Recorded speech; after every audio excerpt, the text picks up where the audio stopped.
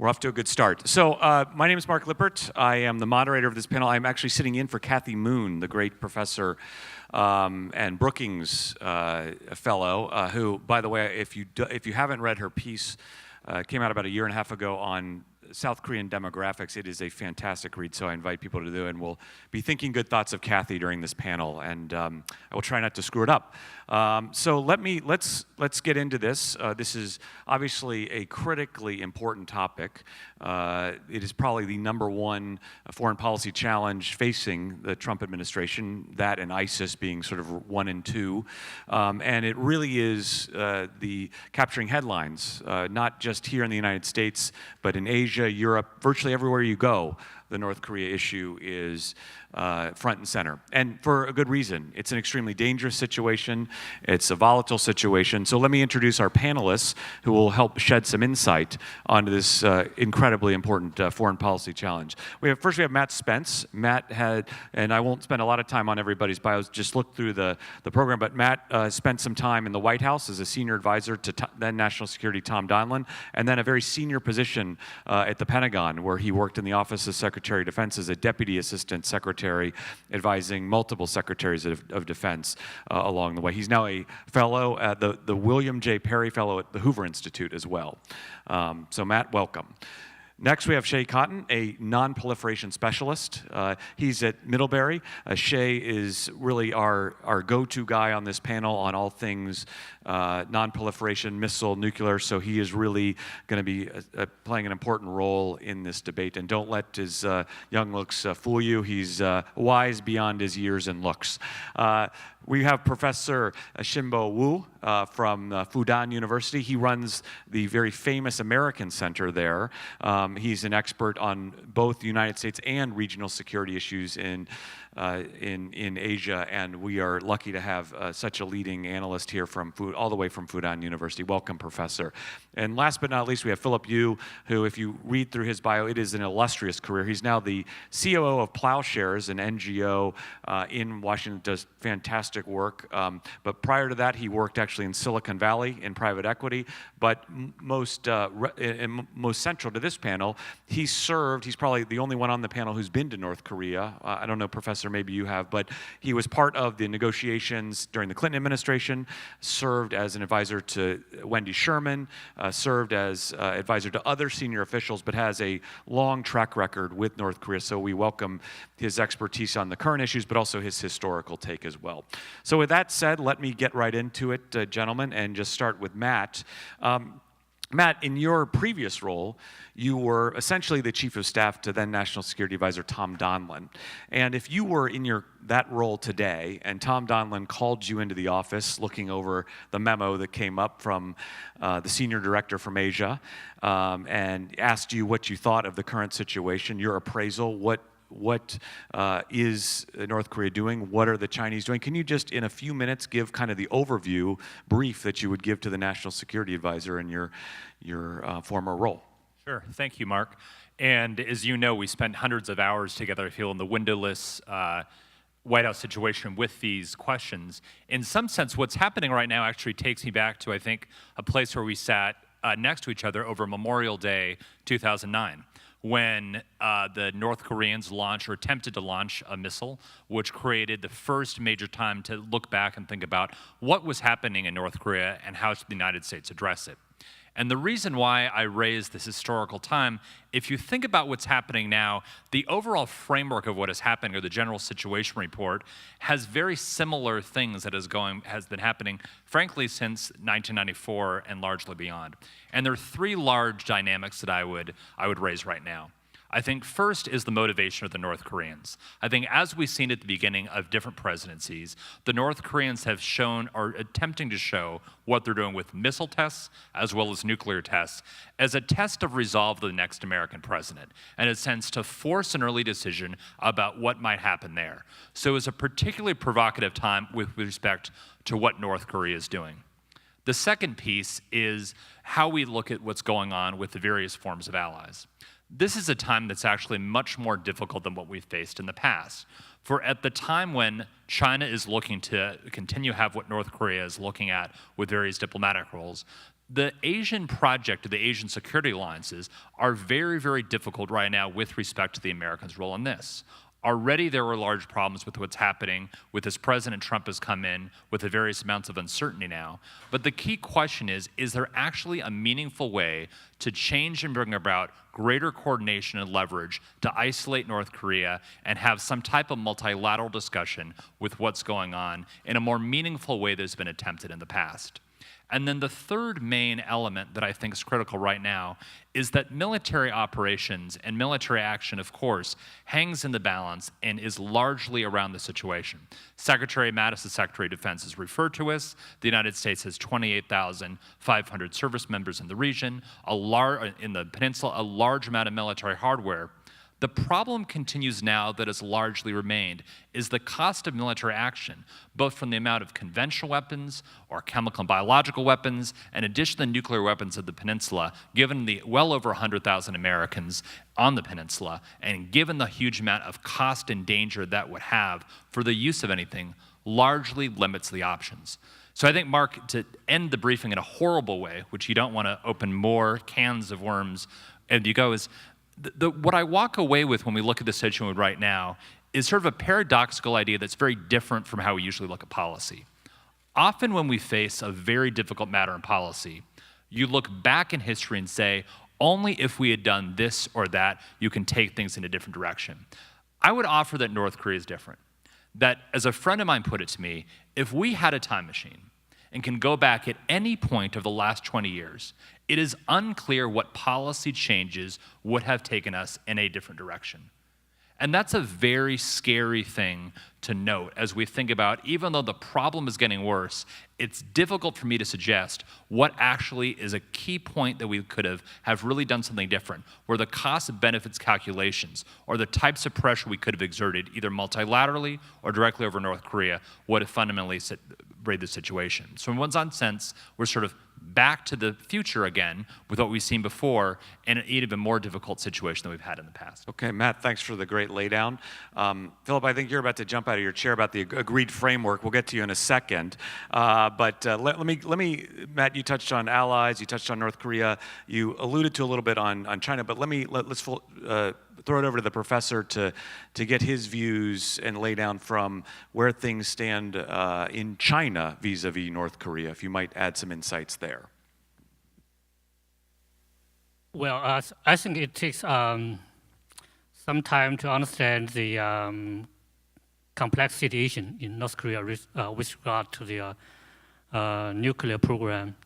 I think in the early days, the Chinese leaders, in my opinion, didn't quite understand the negative impact of North Korea's nuclear program on China and on regional security. So China basically viewed as an issue between North Korea and the United States, and we left it to Washington and Pyongyang to solve this issue. So that was largely the case. And then when we began to feel more concerned about the nuclear program, then there was a challenge for our leaders that they have to strike a balance that on the one hand, we will help stop the nuclear program, but on the other hand, without damaging our relations with North Korea. So it was difficult to strike a balance between these two. And that was particularly the case during the George W. Bush administration.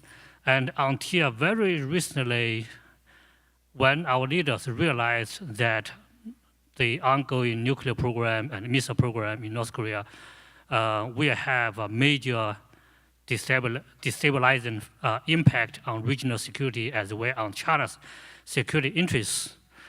And we began to take more actions in that direction as a matter of sanction within the UN framework. It was obviously a little bit too late to reverse the course of action. So the debate today in China is largely how to deal with the consequence of North Korea with limited nuclear capability. So not much discussion about denuclearization or even freezing of the nuclear program, which seems to be almost impossible given the accelerated speed of nuclear and missile tests in recent days. So we have to think about Plan C after Plan A and Plan B. So that's the ongoing debate in China. Well, Professor, thanks for the excellent laydown. Philip, let me turn it over to you and just to build on Matt's and the professor's comments. Let's take a step back on North Korea. Where, you've been through this now for 20 years, 25 plus years. I don't want to date you. But where do you think the North Koreans' goals are today? What do they want out of this? Where is this all heading? And how is that different from when you were in the seat in the government doing these negotiations? I was involved in the Perry process, which we did a review of U.S. policy towards North Korea in the late 1990s. And we had a worst-case scenario, and we're in it right now. We basically have North Korea, which is producing nuclear material, they have 25, could have 100 in the next 10 years, and they have missiles, and will soon at some point have a capability of hitting the United States. So they will have, if we don't figure out a way to stop them, a small nuclear arsenal capable of hitting the United States. That's where we are, and we don't seem to have any way of stopping it. What's going on now is I believe the North Koreans have a number in mind. They have a number in which they feel like they're going to have X number of missiles, a delivery system, and they're going to inexorably try to get to that point unless we can figure out a way to agree not to do that. And then once that happens, they will come and say, let's have a conversation. Let's have a conversation about arms control. And the reason I say that is back in 2007, 2006, when I was out of government, the North Koreans came to Stanford, and they were all asking about arms control, which was completely out of the blue.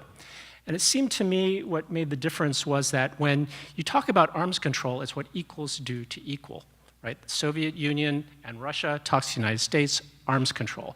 When you're talking about rollback, when you're talking about denuclearization, that is what a victor does over a vanquished, which the North Koreans will not do. So stepping back, North Korea ultimately wants to be able to protect itself, prevent itself from intimidation because it is very weak, and once they give in, they will never be able to stop that kind of intimidation. There is this notion of pride and respect, and there's this also notion of economic development that North Korea wants. And I would argue, and I can answer questions why I feel this is the case, nuclear weapons and a delivery system of the nature they're looking for supports all of those. And to me, that's what makes this a very difficult situation. Now, I'm going to push back on Matt a little bit and say what the difference is between when I was in government, not because we had the better policy, but and what it is right now, because it is a very different situation. Back in 1999, there was the Perry process, and the atmospherics were much better. We had a moratorium. We had the agreed framework, which, in effect, didn't last, no longer with us anymore, but it did prevent the production of dozens and dozens of nuclear weapons worth of material. So there was value in that, and people have forgotten that. But the main difference is that in 1998-2000, North Korea did not know whether it could produce a nuclear weapon. It did not know whether or not it could actually create an intercontinental ballistic missile, and it did not know it could mate those two together. So in that kind of negotiating situation, it's really easy, if I'm a North Korean, in their mindset, to negotiate that right and get a lot of money or a lot of benefits for something that I don't have. That is the biggest difference right now. So that is why I believe, and if you talk with William Perry, and I was part of that process, I was part of those negotiations, I believe we were close to a deal. We were close to a deal on missiles, and then we were going to figure out a way in which to go forward, but we ran out of time. The North Koreans took a long time to do it, and then we passed it over to the Bush administration, which decided that they weren't going to proceed, much to the disappointment of Kim Dae-jung, who was expecting that.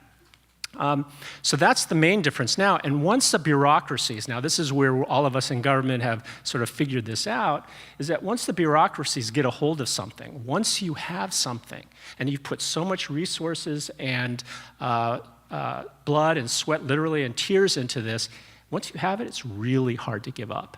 And so that's the situation we're in now. That's why it's so much more difficult to resolve this situation, but we've got to figure out a way. Yeah, absolutely. Intervention by Professor. I think what has changed in the situation, not only about the technological capability of North Korea, and also has to do with their political calculation.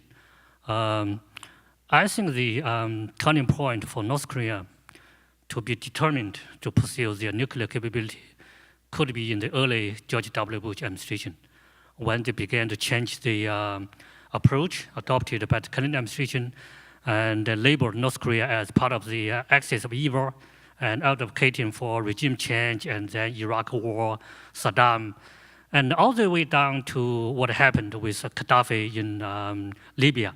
I think this made the leaders realize that nuclear weapon is the only thing to safeguard the regime security and even the personal safety of the leadership. So I think this kind of political calculation is equally important as the technological progress. Yeah. No, thanks for the intervention there, Professor Philip. Great comments. Let me turn it over to Shea. We've just, and I think it's been set up well, we've talked about the evolution of the program from where we were to where we are now. Can you maybe talk about where we are now, how dangerous it is, and what are some of the non-proliferation concerns that you have? What are some of the options we have, and what are some of the lessons that, for example, that the professor touched on, that the North Koreans have learned about the non-proliferation and arms control policies promulgated by the international community? Yeah, I'd be happy to. So the situation that I'd say we're in now is kind of unstable. Neither side in it, neither North Korea, neither the United States, neither South Korea, neither Japan, none of them particularly feel safe. Today, when North Korea launched its missile over Japan, if you lived in Japan and if you lived in its flight path, you got a buzz on your phone saying, take cover, there's a North Korean missile that is possibly headed for Japan. In the United States, I think it's kind of, I think in some ways, we are in maybe a state of denial about how far North Korea's missile program and its nuclear program is.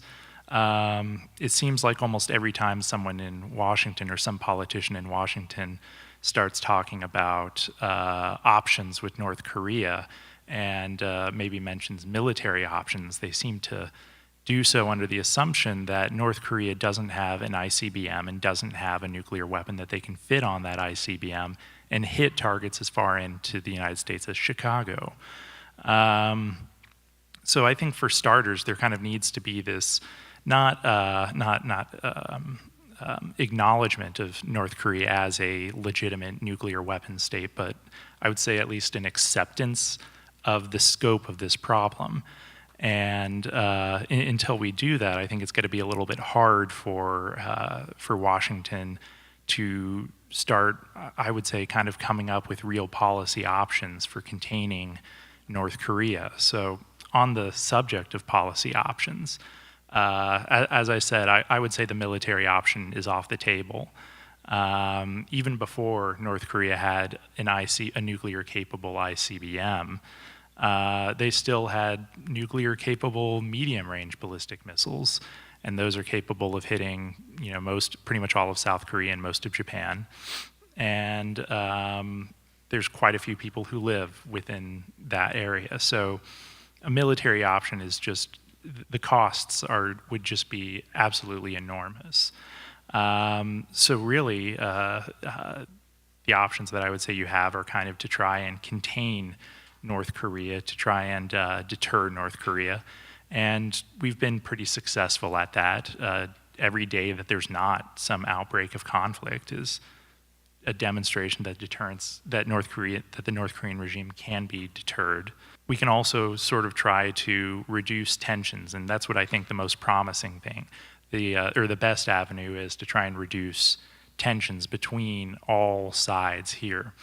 Because right now, there's kind of this weird situation where the best option in the outbreak of conflict would be to go first. So if you're the United States and you're worried that North Korea is about to engage in some military action or might launch its weapons, you want to try and take out all of those before they can, or at least as many as you can get. If you're North Korea, by contrast, if you think the United States is about to do that, you want to use those weapons before you lose them. It's somewhat, I would say, reminiscent of the Soviet Union's fears during the Cold War. They were worried very deeply about a U.S. decapitation strike, and so what did they do? They didn't exactly calm down. They instead came up with an automated system to launch their weapons in the case there was a successful decapitation strike. I don't know if North Korea has such a system in place. Probably not. But they might try and develop one, and that's not going to help the situation, because now in the US and South Korea, we'd be worried about, oh my God, now there's an automated early warning system in North Korea that might launch their weapons if the wrong thing gets tripped.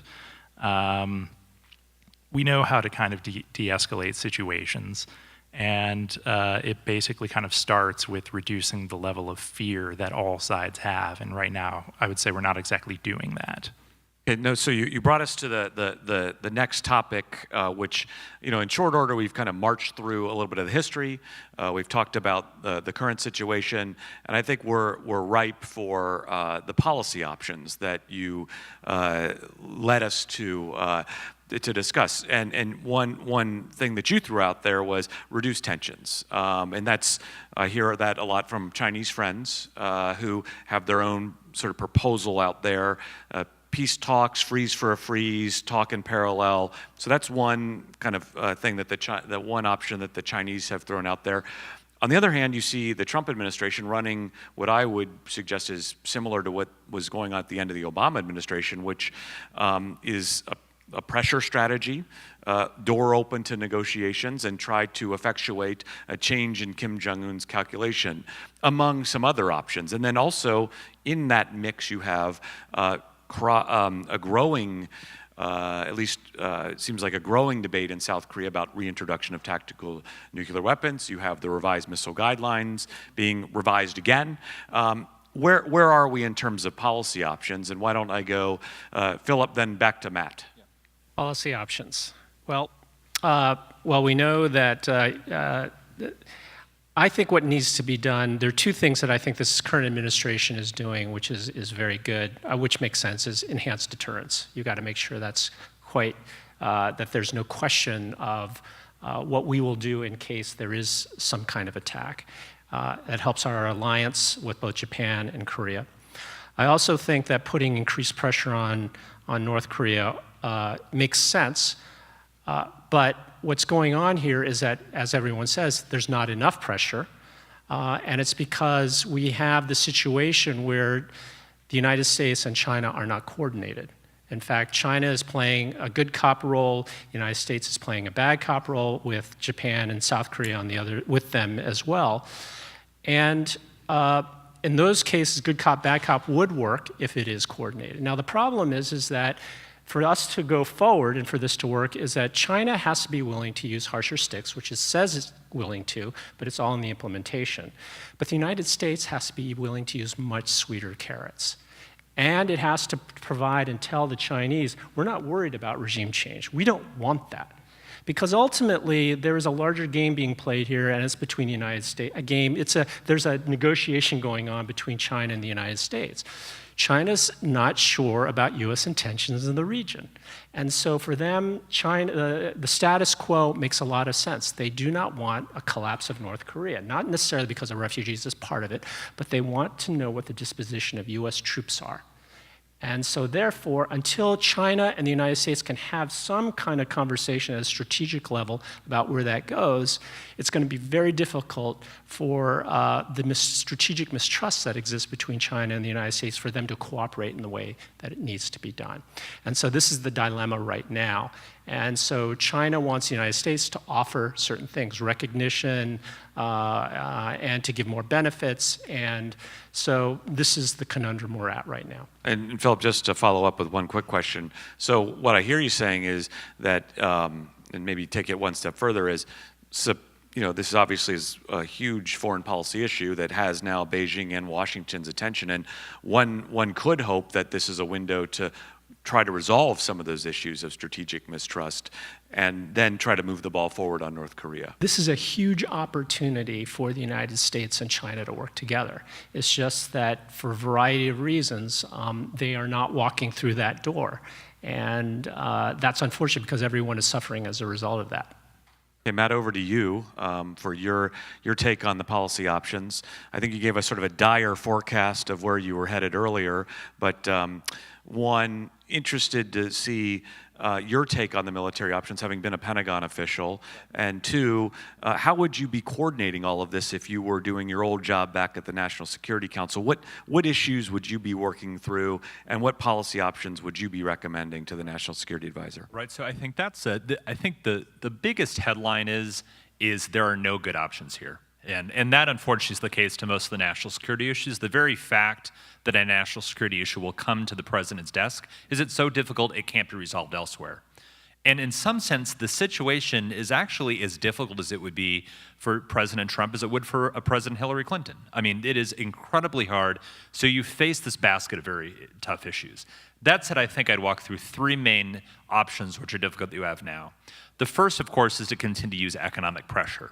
That has been the first thing you've talked about because it's largely a multilateral coordination game to try to get the Chinese to either ramp up pressure not to have a veto on the UN Security Council. We had a new UN Security Council resolution which allowed to ramp up the sanctions, but it continues to be difficult to ramp up sanctions in a meaningful enough way to fundamentally move the needle and change behavior.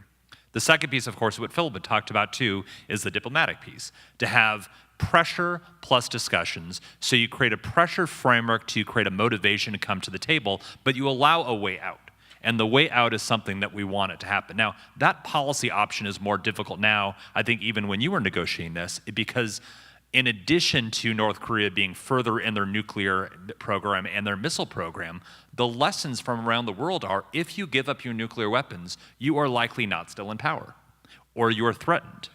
Gaddafi gave up weapons of mass destruction in Libya. It created a whole new area of policy options in dealing with Libya. Ukraine famously and courageously gave up their nuclear weapons from their territory. They're now threatened from Russia. And I'm not saying that these are analogous cases or the other cases were wrong, but if you were observing the diplomatic potential and diplomatic history, to the leadership of North Korea, it is very difficult to argue that you can trust to remain in power if you do that.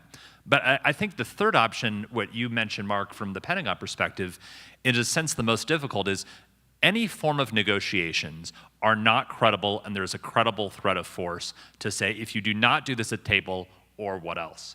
And I think here, we actually, I would argue, maybe controversially, we're in a similar situation as we actually have been before. The cost, I mean, the United States and the Pentagon plans for everything. You know, part of what you do at the Pentagon is you plan for the worst, and you plan for the worst to make sure that these things won't happen.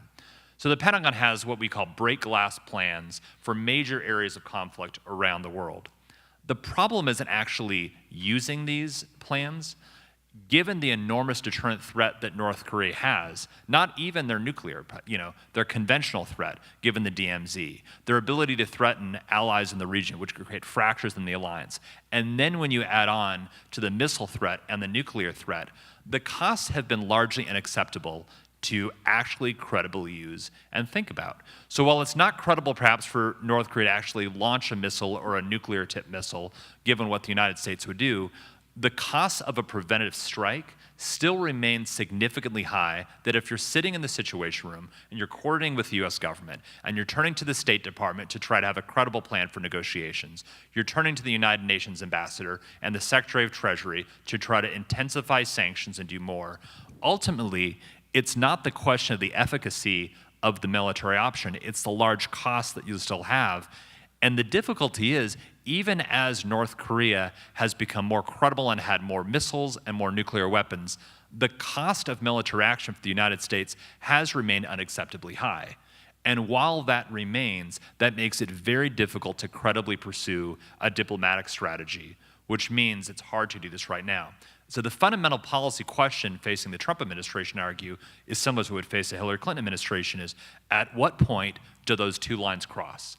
At what point does the predicted power of a North Korea nuclear missile and their likelihood to actually use it increase when we're willing to accept the cost of military action that we haven't done it before? And when those two lines cross, which they very well could in the coming years, that I think is the most difficult policy question facing the administration. Philip wanted to come back, and then I'm going to go to Professor for his take, and mindful that this is the last thing between us and cocktails, I want to get to questions here very shortly. So Philip, short intervention, please. Yeah, underscore some granularity with what Matt said. So when I was in negotiations with North Korea during the 1990s, they did talk about if Slobodan Milosevic had nuclear weapons, he would still be in power. If Saddam Hussein had nuclear weapons, the war in 1990, the war in the Gulf War wouldn't have happened the way it did. So I kept on talking about that. And then subsequent to that, to the extent there were track 2 dialogues and we had meetings, they would talk about Gaddafi. That has implications for the Iran thing that's going on right now and decertification. The other thing that I wanted to score about Mark and the difficulty is that in 1994, I believe the North Koreans believed that we might launch, attack Yongbyon, the nuclear, because Brent Scowcroft and I think someone else wrote an op-ed thinking that it was something that the US government, and Bill Perry had asked them to do.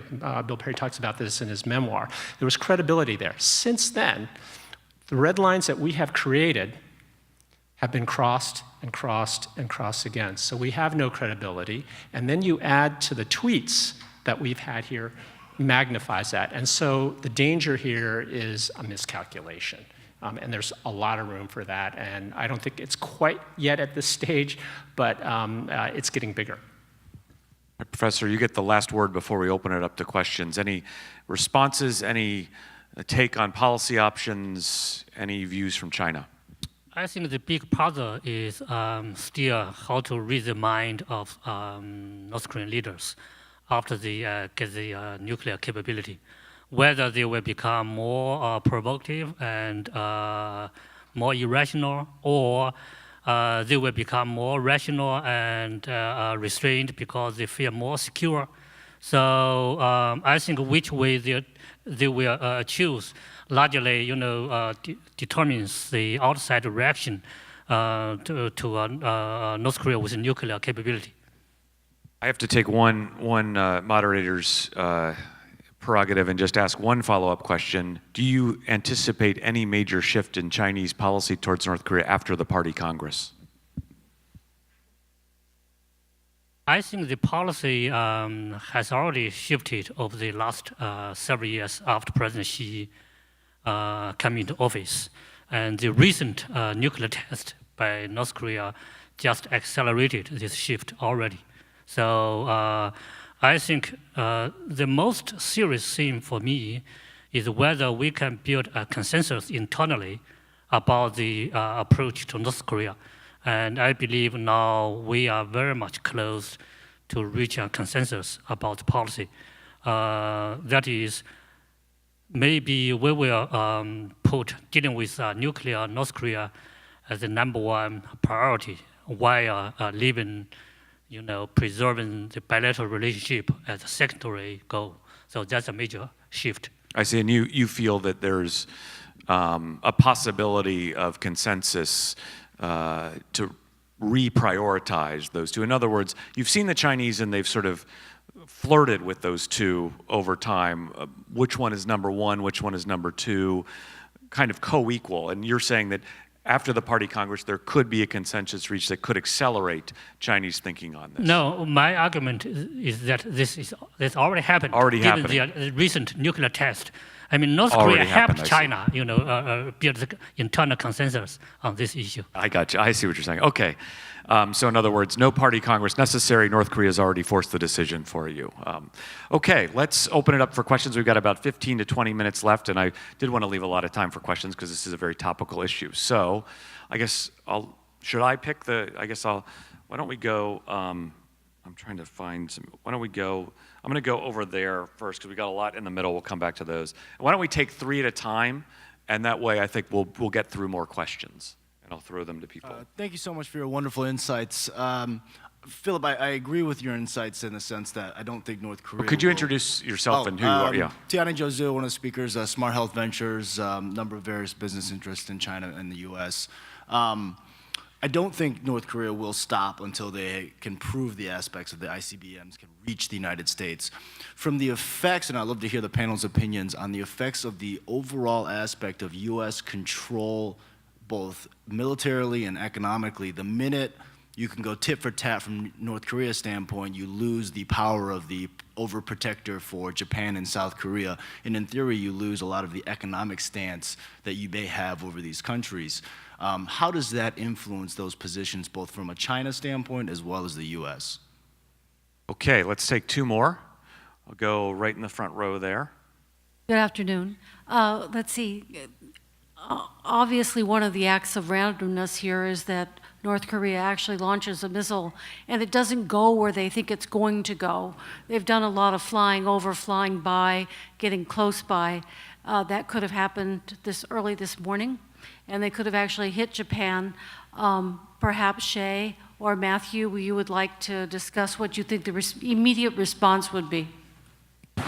Immediate response of Japan. And let's go to Japanese friend in the second row there that I meant to call on there. Thank you very much. I'm Nabe Watanabe from Tokyo, and I have a question about how seriously the consequence of North Korea's acquisition of a nuclear and the nuclear status would be realized by the major powers. Especially, the Professor Wu suggested the China policy already shifted. Because of how Chinese understand the serious consequence of if a non-governmental actor such as extremist may acquire the nuclear within China. I think that's my question. And how about Russia? Russian leader understand this seriousness to other participants? Appreciate it. Okay, why don't we go? We'll go 3, 2, 1 in the questions. Professor, why don't you take a shot at that? Anybody else can jump in too as well. I think the consequences of a nuclear North Korea could be it may become more provocative and aggressive. So that will cause the rising tension in entire Northeast Asia, which will certainly influence China's security environment. And another possibility is that with regard to proliferation of the technology and materials, which is also a big concern for China as well as for the US, especially if this goes to the hands of the terrorist organizations. So if you think about this three, that is, what about South Korea and Japan no longer feel confident about the nuclear umbrella provided by the U.S., so they will think about developing their own nuclear capability. So all these three combined will have a major negative impact on China's security. So that is one scenario, and I think many people in China are seriously concerned about this scenario. But there is another possibility that is, as I just alluded to, North Korea have nuclear capability, will feel more secure, and then they will be more rational and begin to seek other national interests like economic growth. And in this regard, maybe they are more than willing to negotiate with other parties, US, China, South Korea, for a new comprehensive security arrangement. So at the moment, we don't know which way they will take. So it takes some time to test the thinking of the leaders. But I think we should prepare for both cases. Thanks for the answer. Shea, why don't you take the Japan question? You elucidated us with the Japanese getting text messages as the missile overflight. So I think that means the Japan question falls to you. Yeah.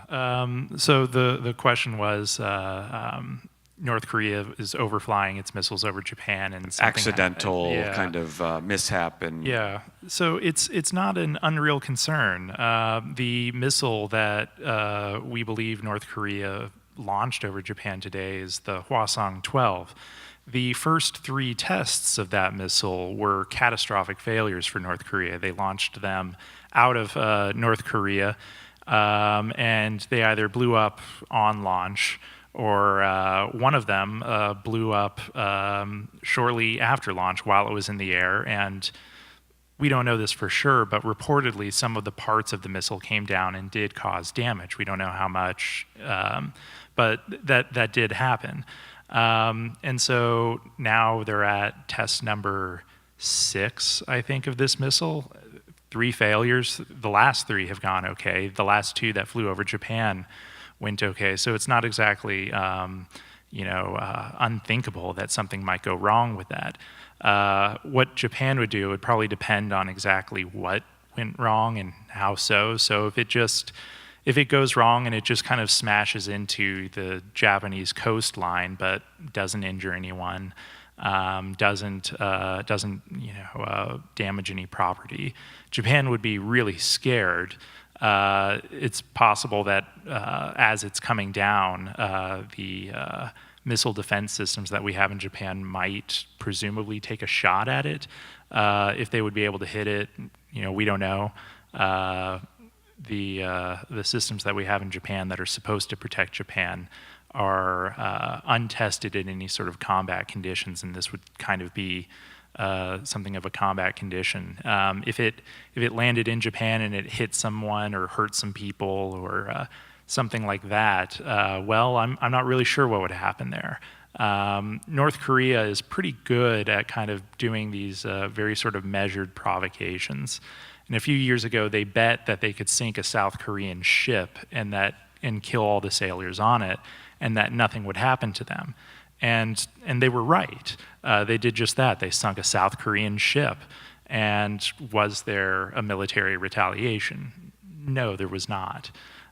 So I imagine we would probably see something similar to that. The exception would be if U.S. warning systems or Japanese warning systems thought that this was the beginning of an imminent attack and, oh my God, we better go now before the rest of their missiles make it off the ground, then there might be some sort of broader military exchange. But if it's just an accident, I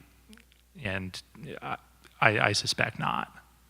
Great, thanks for the answer. I'd also just remind everybody there are Article 5 commitments to Japan that would draw the U.S. in almost instantaneously on any attack on Japanese soil, even a mishap. Let's take the last question, pretty sweeping strategic question.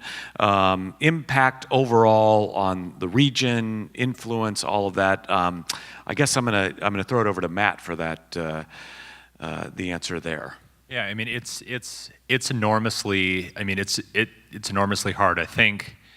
I mean, Philip talked about there's a test of American credibility and there's a test of what alliances actually mean, which I think the 2 of the large ones. I think actually this is a very different situation than I think the so-called red line with Syria. I mean, I was at the Pentagon at the time, and there's, I think, a very wrong rap that the United States and President Obama somehow backed down. Actually, there were ships in the Eastern Mediterranean ready to send atomic missiles into chemical weapon sites in Syria, and those decisions were not taken because there was a deal on the table. That is a very different situation than if negotiations were to break down and the cost of taking military action were deemed to be too great, either to execute your Article 5 treaty commitments to Japan or to take action that South Korea others are not comfortable with. I think the second strategic consequence is there is a real sense that there's a time for divergence between what the United States and South Korea and others would do right now. So I think the strategic consequences would be significant, and it would be a very rational move to start developing and have a proliferation of countries taking nuclear weapons into their own hands and developing their own weapons program if they feel the United States is not able to execute that blanket guarantee.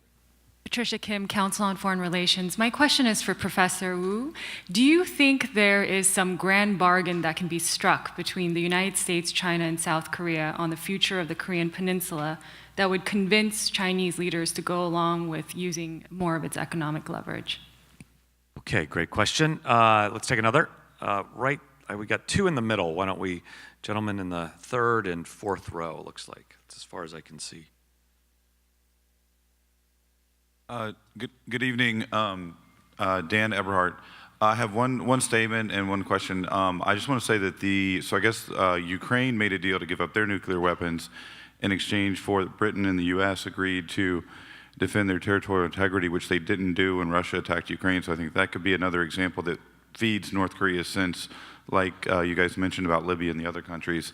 And my question was, again, regarding the People's National, or the National Communist Congress, does the fact that North Korea is willing to launch a missile today on the eve of that signify a belligerence to China, or is there some kind of, between China and North Korea, is this North Korea being aggressive towards China or disrespectful towards China, and does that have any play in the intra-Korea, North Korea-China situation, if somebody could comment on that? Thank you. Two good questions. Let's go for number 3, right there. Being accosted by a man with a microphone from behind. Jim McGregor. Are there calculated sanctions, or are there discussions of calculated sanctions that can squeeze the elite? I mean, China's only going to go so far because they don't want to destabilize the whole regime. But are there sanctions that can go after Kim Jong Un's base, the elite? I noticed that there was an article in Wall Street Journal recently that they've taken the rocket scientists away from the Harbin Institute and sent them home. I was amazed that those people were even there. I mean, is this a discussion with China on going after the elite with some calculated sanctions to make Kim Jong Un feel a little less comfortable and maybe cool his jets a little bit? Okay, 3 great questions. Let's go. Professor, you're up again. You're a popular panelist here today. Well, starting from the last question, I think what China has been doing over the last 1 year has made 3 things more difficult for North Korea.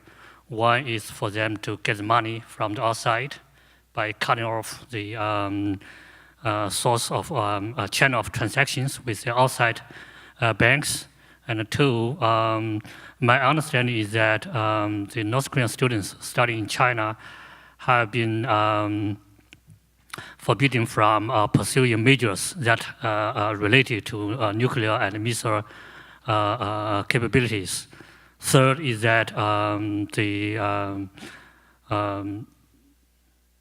some sanctions on the import from China and export to China, which also certainly reduce the capability of making money outside of the country. So I think there could be more measures taken if North Korea continues to pursue the nuclear test as well as missile test. So that's one thing. Another is with regard to grand bargaining. President Trump offered that if China cooperates in dealing with North Korea issue, he will be less hawkish on China on trade issue. That's not grand bargaining. That's too tactical. I think a real grand bargaining is something like what China, US, and 2 Koreas in the late 1990s, we engaged in the 4-party talks. You really need to think about building a permanent peace mechanism on the Korean Peninsula, and in which each side will has its obligations, but also has its rights preserved, and then this mechanism will become institutionalized and permanent, replacing the current truce treaty. I think for any kind of that kind of grand bargaining, it would be mainly strategic and security rather than economic. And I think in this regard, it requires a very serious, candid negotiation between China and the United States under the circumstances that there's a certain distant level of mutual trust, which for a long time didn't really exist. Even during the Obama administration, on the one hand, you want China to cooperate on North Korea. On the other hand, you had the pivot rebellions, which was believed to checken China in this region. I hope the more provocations North Korea conduct, the more likely Beijing and Washington will engage in substantive discussion about managing this complex challenge on the Korean Peninsula. Shea, you wanted to come back on the sanctions question quickly. Yeah. Then we'll get to Dan's question. Yeah, so I'm really glad that sanctions were brought up here.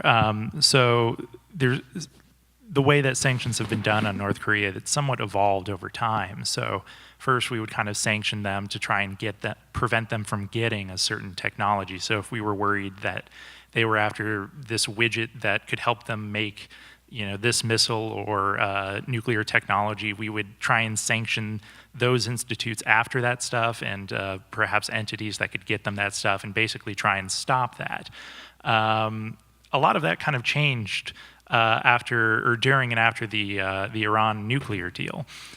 So Iran was persuaded to abandon its nuclear plans, in part because the sanctions regime that was leveled against it was rather a broad attack on the Iranian economy.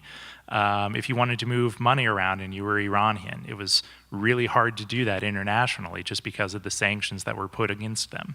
And that really hurt Iran's economy, and ultimately they came to the table. So that's kind of how we're now pursuing sanctions against North Korea, is we're trying to institute these kind of broad attacks on the North Korean economy to hopefully change the thinking of North Koreans' elites. There's kind of a few problems with this. One, can you actually bring that level of pressure against them, especially when North Korea might think very rightly that without these weapons, they're doomed. And so you can wreck our economy, but we'll still be here. Second of all, though, there's one thing that doesn't really come up too much, and it's basically that these sanctions can kind of create a new reality or a new status quo within countries and potentially empower people that we don't really want empowered. So say that you're a North Korean and you own a factory, or maybe you sell something, and you're able to get those parts or that stuff from another country. Well, now the sanctions come into place and you can't do that. And so in order to get that, maybe you have to turn to smugglers or groups like that, and you empower them. Well, these new people who have been empowered, they might not exactly be in favor of getting rid of the sanctions and changing the policy, or North Korea changing the policy, because in some ways they've benefited from these sanctions. So you kind of have to be careful in some ways how you go about that. So bottom line, sanctions are targeted at elites. They're growing in scope. The other thing I would just quickly point out is they're also being more targeted at the diplomatic space of North Korean diplomats, including closing down facilities in Germany, kicking out the ambassador in Peru and elsewhere, which also I think does impact the elites. Philip, final question. Dan's question to you. Basically, is this timing of this latest missile? I know I'm getting old too. I'm forgetting. That's why I write it down. So, is it aimed at China essentially? So you have to understand that North Korea, because it has limited resources, doesn't do anything with one single intent in mind. They try to accomplish as many things as possible with one act. So you have to realize that there's no one reason. So one of the dirty little secrets is that all of the analysts know what's going on in North Korea in terms of how the decision-making process happens. Not really. It's a big black box. All we can do is educate a guess. And if you use that sort of frame of mind, I would say that would be one. I think the missile test definitely was aimed at China, to basically saying in a as the nuclear test was, you can't intimidate us. We're going to do what we want to do, and you can say all you want to say. Fine, but we're going to do what we want. I think it's also, I would argue, in direct relation to the sanctions that were just passed. This is something that the UN passed, and so you realize that North Koreans are always going to react. And this is the way they went ahead and did that. And there is no love lost as far as the North Koreans concerned with respect to Japan. So if they can't shoot it south towards Guam and demonstrate Okay, what they can do is if they shoot this missile is the one that they tested is the one that if theoretically, if they decided to attack Guam, is the one they would use. So they want to demonstrate to everybody that they can go as far as they have to if they wanted, and they're not going to shoot it south because there was this discussion by President Trump, if you do this, we're going to do that if you shoot to Guam. So they're going to shoot east because they got a very thin window. And if it makes Japan uncomfortable, Kim Jong Un internally actually is going to probably be cheered for doing something like that. So this is how I would look at North Korea in terms of why they do things. There are going to be multiple reasons for that action, and that's the frame I would use. Absolutely, and to buttress your, I guess I'll closing comment, to buttress your multifaceted argument, they also probably militarily need tests as well. Absolutely, So, yeah, that's a big thing. With that, we are over time. The panel will be available by the pool. Please buy them or give them a drink. They will be more lubricated, more forthcoming, and we do thank them for their service here today. Thank you, panel. Thank you.